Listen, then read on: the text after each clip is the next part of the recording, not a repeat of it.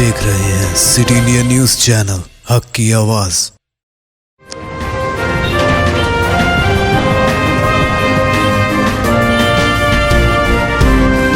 कायद मुक़र्रना मजलिस अकबरुद्दीन ओवैसी जो मुतासरा इलाकों में मुसलसल दौरा करते हुए हल्के की आवाम की हिम्मत बांध रहे हैं और आवाम की मदद में मसरूफ़ हैं।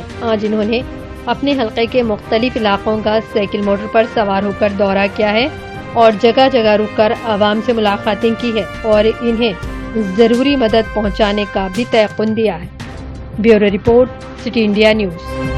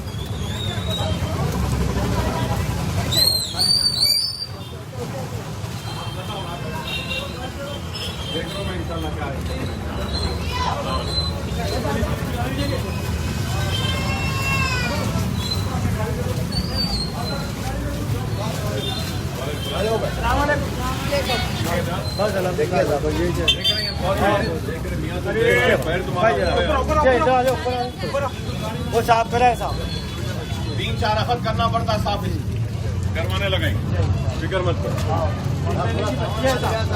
दोस्तों, अगर आपको हमारी न्यूज और एंटरटेनमेंट तमाम प्रोग्राम पसंद आते हैं तो फिर लाइक करें, शेयर करें और सब्सक्राइब करें।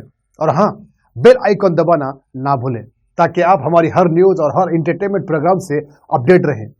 देखते रहिए सिटी इंडिया न्यूज, हक की आवाज।